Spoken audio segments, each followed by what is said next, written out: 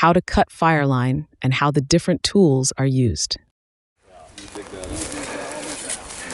Question before you start. Would you remove the protective coverings off the tools before coming or bring them with you? Depends how far you're hiking. Generally speaking, yes. So which one? Right? Generally speaking, yeah, I'd remove them. There's a couple things. One, it's one less thing to keep track of. And if you're going more than a little ways, every bit of weight you don't have is good. Even a little bit like that. For what we're doing, yeah, I would. If you think there's a chance that you might get flown out, you know, take the covers with you so that they don't ding up the cargo compartment of the helicopter. But that's really not a problem for us.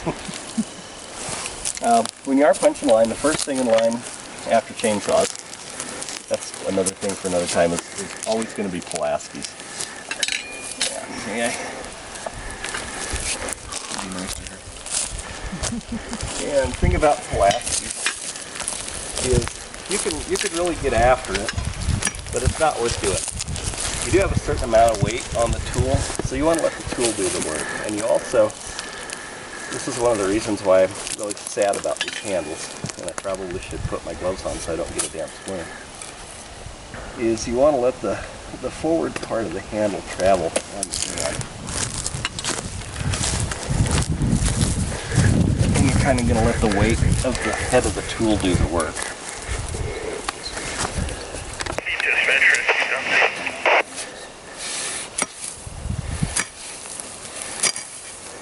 What you can do is you get a little bit, and then you can kind of flip it to the side and drag stuff out of the way.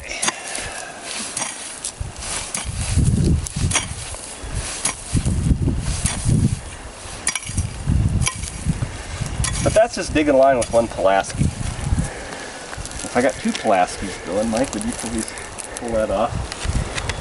Or multiple tools.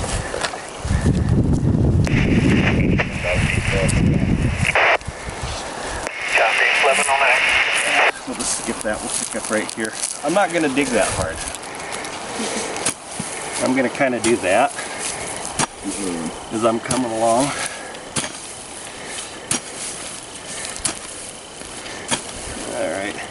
Alright, come to a little tree like that. I got two things I can do with that. I can take it out with the axe head, but this back is sharpened, and something small like that, if I can avoid sticking the axe head into the ground, I'm going to. So I'm going to get that with the adze.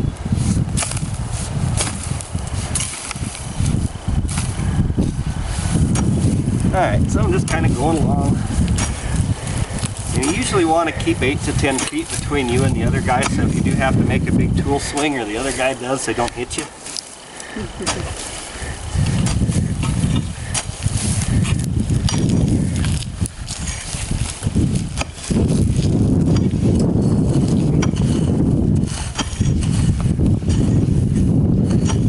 Stuff going down deep. What the hell are you snickering at? Oh, you'll see here in a minute.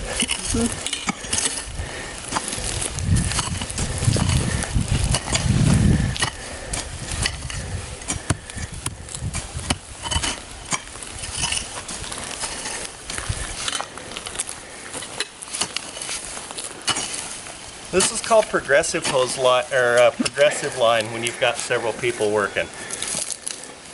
We got 20 people going. You got mostly Pulaskis in the lead. Shovels will bring it up in the back. So we'll grab that. A lot of things you can do with a shovel.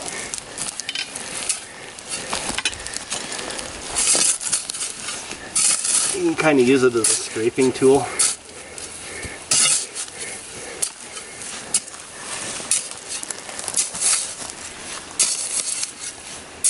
And when you get something like that, that's why the edges are sharpened. So stand clear, Mike.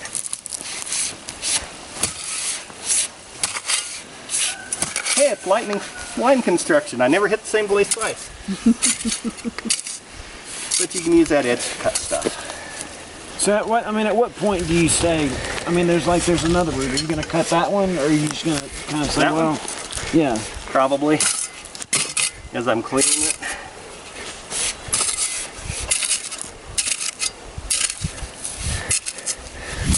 And if you had 2 or 3 other guys behind you with shovels, the first guy might not put that amount of time on that.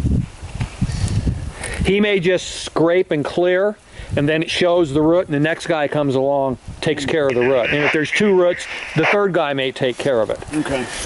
The whole point is to keep the line moving. Now one thing where a shovel's awesome, so you got some fire going.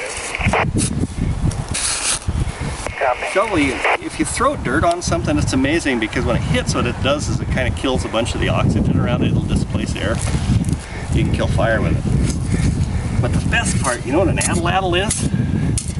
I've heard of it. I'm having a hard time. It was a stick basically, and they put a dart on it. It's like those things that it's an arm that you put a ball on it to throw for your dog. Yeah. That's basically an addle. Shovel kind of works the same way because you can take it and throw dirt a long way. And you can throw it, and if you play with that, you can actually, if you got something up in a tree just a little bit, you knock fire out of a tree. Or you can just throw dirt and kind of cool stuff down close to your line. So if the fire's burning this way, would you take some if you had time, would you take excess, just kind of toss it forward?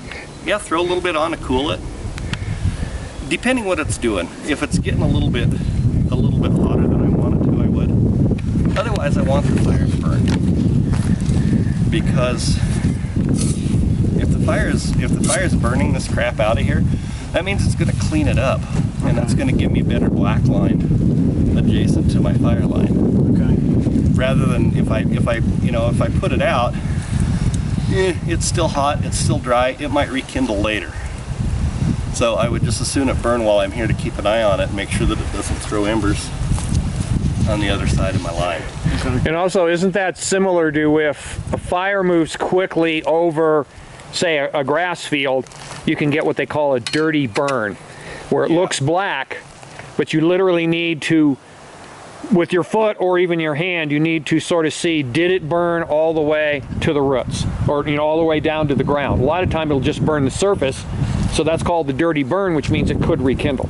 It'll burn a lot of the fine fuels out of stuff, but with the slightly larger stuff, it will have dried it and preheated it, and so then it'll rekindle. And we do get that up here a certain amount. It's really bad down where you're at with the deciduous stuff, because you'll have a bunch of green bushes and green trees. You'll have a fire go through, and what it'll do is it'll kill all that, and it'll heat it, and it'll dry it, and then the next time it takes off, it's like, stacks of newspaper sitting there when it burns.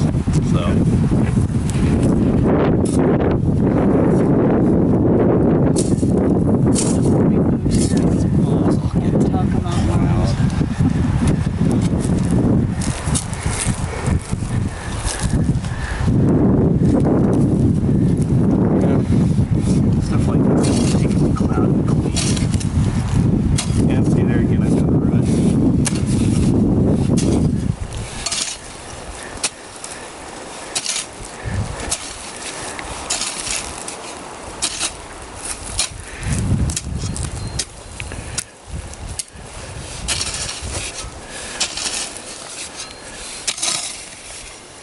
No matter what you do in the McLeod, you have to work harder than you should.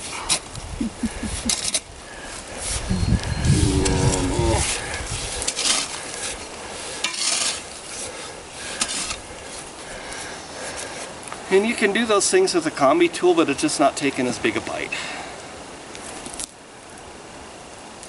Now, one of the things that they tell you you're supposed to try to do is avoid underslung line, which means on a hillside under the fire. Sometimes you can't. So, you know where we're going, don't you? So on something like this, you start to get close, you can build what's called a cup trench. Okay. I don't actually know how to do this progressive. Have you done this, Morgan? No. All right, so cup trench, I'll show you what that does.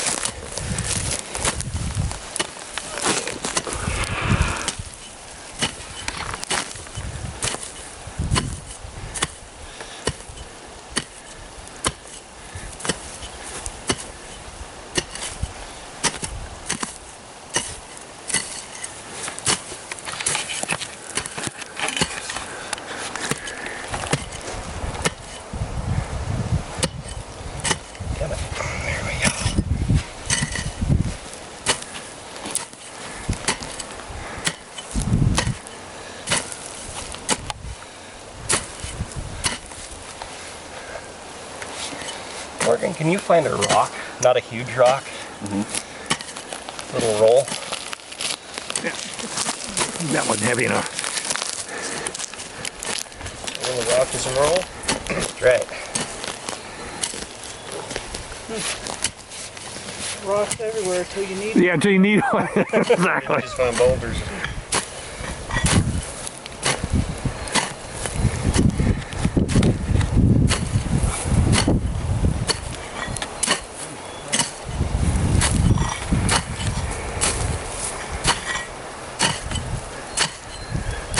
Now you're doing this because where's the fire? Fire's uphill of us.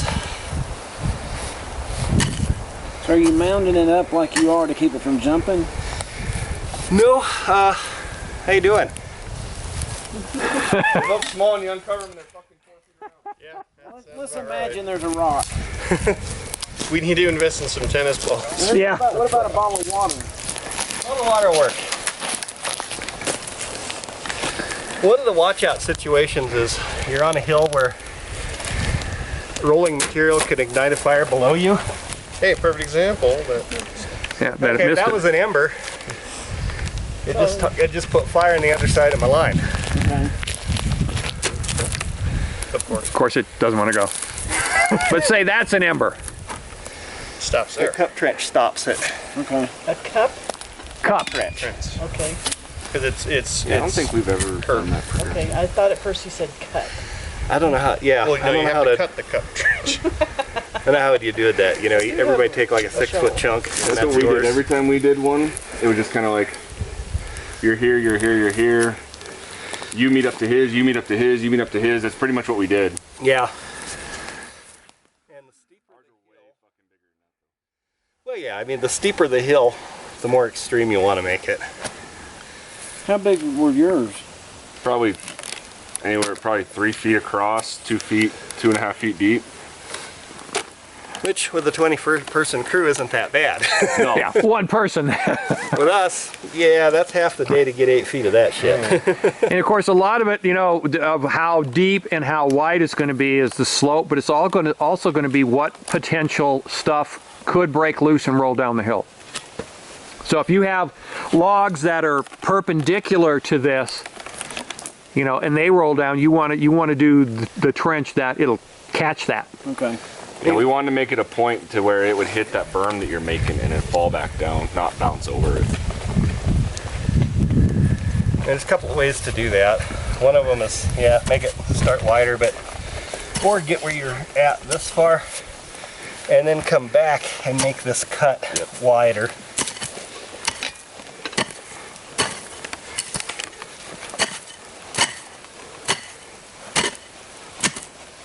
Oh, I found a rock. Imagine that. Big rock. Reminds me of those videos. Rock.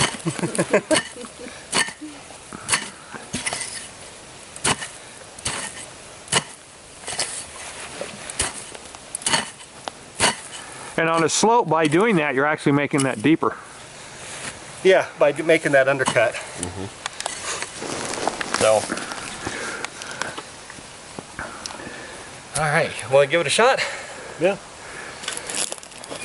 I wouldn't worry about doing cup trench per se. Right now, that's a pain. Kind of just get a feel for the tool.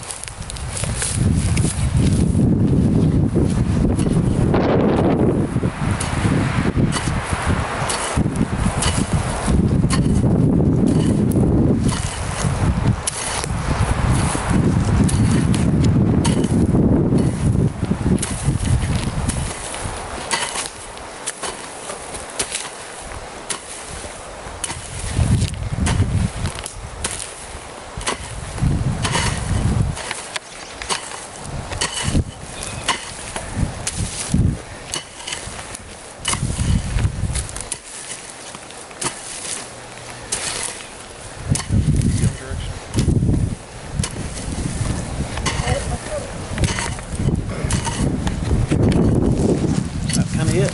Yeah, that's a good line. One thing I do is flip the thing on its side and kind of scrape some of the, see that live stuff? Probably won't burn, but it might. Yeah, that's a good line.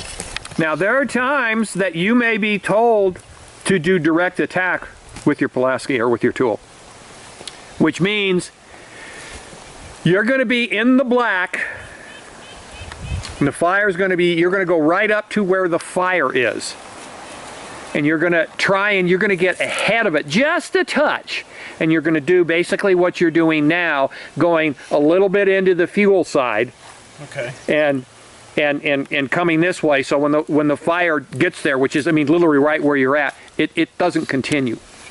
The trick is to not grab, is to get close enough that you're doing some good, but not so close that you're actually grabbing burning shit and throwing it out behind you. Okay. So, like, would it be me to where you're at? Right. Would it be me to where Morgan is? Oh no, it would be, if it was direct attack, it would be right there. Okay. That's really contingent on the fire intensity, though. Yeah. If you're looking at flame lengths more than, I mean, we used to have an old joke, we called it the hauling scale. 2 to 4 feet, haul crew. 4 to 8 feet, haul water. 8 to 10 feet, haul heavy equipment. Any more than that, haul ass. Yeah. Yeah. And again, you know, some of the things is kind of hard to say because each fire is different, depending on like its fuel load, you know, the terrain. Can you get a brush? Okay, this is an instance where, okay, we cannot physically get a brush truck in here. Well, not without tearing the hell out of it or possibly tearing Well, it. we can certainly get hose here, so We could get hose. probably wouldn't spend the time to doing that. That's the one thing, unless you've got a lot of people, handline is very time, it costs you a lot of time. Which if it's all you got, then that's what you do. But if it's faster to get in and knock it down with water, we're going to do that because that's going to be. Now, if more we're in a effective position for to what we're where there's like 3 of us, and we've all got Pulaskis, you know, and I was moving a pretty good clip. Would I slow myself down to allow, you know, the person behind me, instead of me having it nice and clean like this, let them come behind me like you did earlier? And If you get ahead of people, that's fine. If you're starting to get too close, you tell them, you say bump, and have them move up a little bit. Yeah. But I'm going to punch just I'm going to go light here and just come in behind me and clean and see how much faster it goes. You know, like last night he was saying how when you have a hot shot crew, it's like a damn, you could drive your truck down it. yeah, That's because you got those 26 guys. So the first guy is going to look like that. Second guy is going to look something like this. And so on and so forth. As you get further down the line, it's going to look like that road out there. And it's amazing how fast it'll actually go. Because each person's only doing a short amount of work. Right. But Could somebody combined, jump you're in with doing the a hell shovel of a lot of behind work. him where the clouds?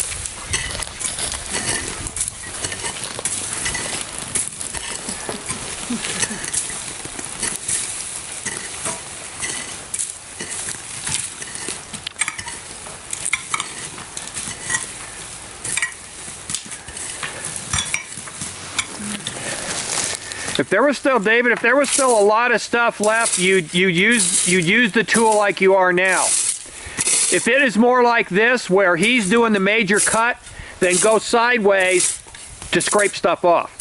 so I should go sideways. And the way this is right now, yes.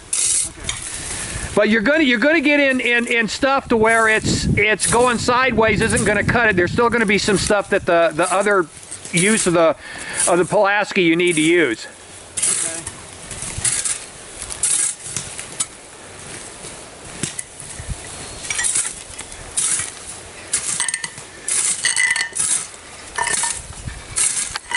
You come through with the McLeod, do a little Zen garden type. Yeah. When you come through the McLeod, you can, do the Zen thing and, Mr. Moggy.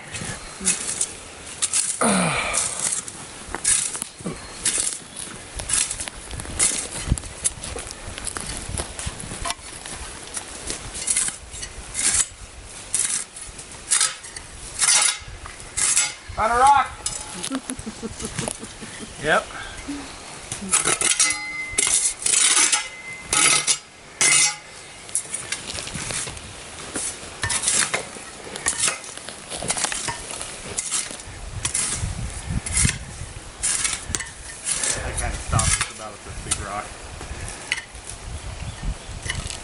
It is exhausting work.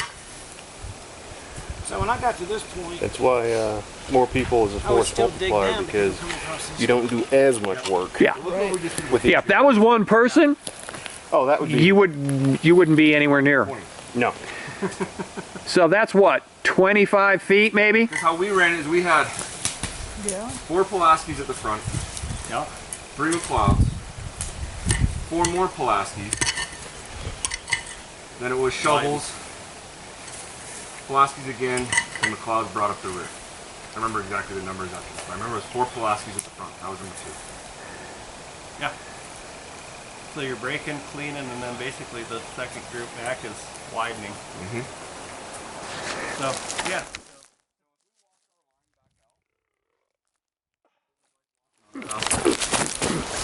What we had here. Yeah, like Morgan said, we just did that with 3 of us. Yeah, that was about 5 minutes roughly. What, 25 feet? Yeah, so not quite half a chain. No. So that means we could do a chain in, assuming we can keep that pace up, about 20 minutes. Yes, that's a nice little road actually. The chain, the 66 term was back in 1563, England. That was their measurement of miles.